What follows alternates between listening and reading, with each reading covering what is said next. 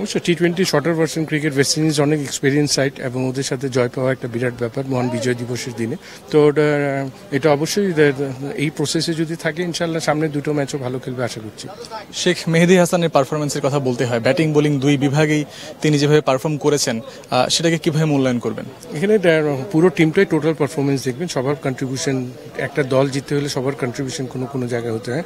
মেহেদী initially যথেষ্ট ভালো বল করেছে এবং মাঝখানে বোলাররাও যথেষ্ট ভালো বল করেছে। একটা সময় মনে হচ্ছিল ম্যাচটা চলে যাচ্ছে, তারপরে আবার ট্রিমেন্ডাসলি কাম ব্যাক করে। তো ওভারঅল টোটাল পারফরমেন্সের জন্যই আমি বলবো যে এই জয় টেস্ট। একটু ক্যাপ্টেনের কথা বলতে চাই। লিটন দাস খুব খারাপ সময় যাচ্ছে এই বছরে, গত 8 ইনিংসের মধ্যে 4টাই ডাক বলা যায়, আজকেও একটা ডাক গেল। মানে তার সাথে কি সমস্যা হচ্ছে বা কিসের মধ্য দিয়ে যাচ্ছেন, আপনার অবজারভেশন কি বল? এখানে দেখেন যে কোনো প্লেয়ারের ব্যাট পেস থাকবে ক্রিকেটে আপনি কোনোদিন একটা ব্যাটসম্যান থেকে সবসময় একই ধরনের ক্রিকেটটা পাবেন না। পৃথিবীর সব ক্রিকেটারের একটা খারাপ সময় আসে, এই থেকে ওভারকাম করতে হয়। এটার জন্য টিম ম্যানেজমেন্টের যথেষ্ট দায়িত্ব আছে এখানে। ওর কী কী সমস্যা হচ্ছে, কি সাইকোলজিক্যাল কোনো ব্যাপার কিনা, এদিকে কারণ ও যথেষ্ট ট্যালেন্ট ক্রিকেটার। ওকে যদি ভালো মতো যদি আবার নার্সিং করাতে আবার সময় ফিরে আসবে। নিশ্চিন্তে খান স্বাস্থ্যকর অল টাইম পান, অল টাইম হেলদি লাইফ। আরেকটা বিষয় যদি বলি, শ্রীলঙ্কার সাথে এই বছর ওয়ানডেতে 2টা ব্যাক টু ব্যাক ডাক মারার পর ওনাকে থার্ড ওডিআই থেকে দল থেকে বাদ দেওয়া হয়। যদিও ওয়েস্ট ইন্ডিজ সিরিজে ওয়ানডেতে আবার কল করা হয়, তো যিনি অফ ফর্মের কারণে এই ফরম্যাট থেকে বাদ পড়লেন তাকে আবারও কোনো পারফরমেন্স না করার পরেও এখানে আনা হলো, এই বিষয়টাকে কিভাবে? এটা তো সিলেকশন প্যানেল আপনাদেরকে বলবে, এটা তো আমাদের বলার বিষয় না।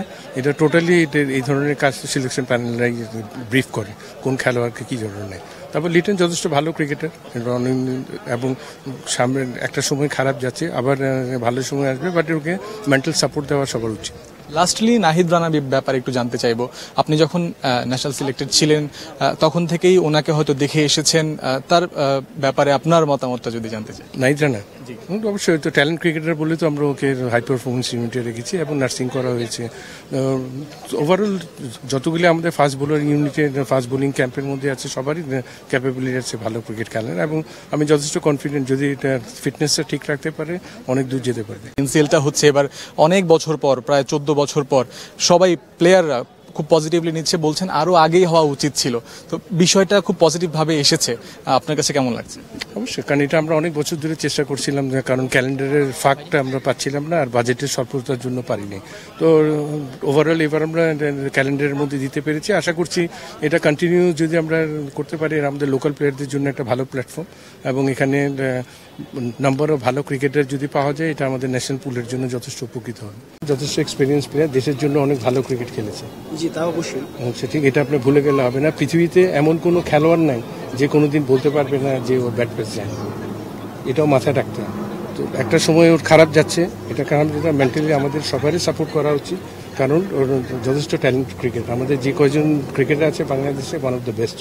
তো সেই হিসাবে চিন্তা করে ওকে মোরালি সাপোর্ট দেওয়া, মেন্টালি সাপোর্ট দেওয়া এবং ওকে ভালো ক্রিকেট খেলা, টিম ম্যানেজমেন্টের দায়িত্ব আছে, কি প্রবলেম হচ্ছে এটা নিয়ে ওরা কাজ করছে। তারপরে বুঝতে পারবেন সিলেকশন প্যানেল আছে, ওদেরও দায়িত্ব আছে, সব কিছু বুঝে তারপরে সিদ্ধান্ত নিতে হয়। ডোমেস্টিকে অনেকে ভালো ভালো পারফর্ম করে, কিন্তু দেখেন সবার সুযোগটা আসে না। ইন্টারন্যাশনাল এরিনায় কে ভালো খেলবে কে খেলবে না এটা সিলেকশন প্যানেলে বলতে পারবে, টিম ম্যানেজমেন্ট বলতে পারবে।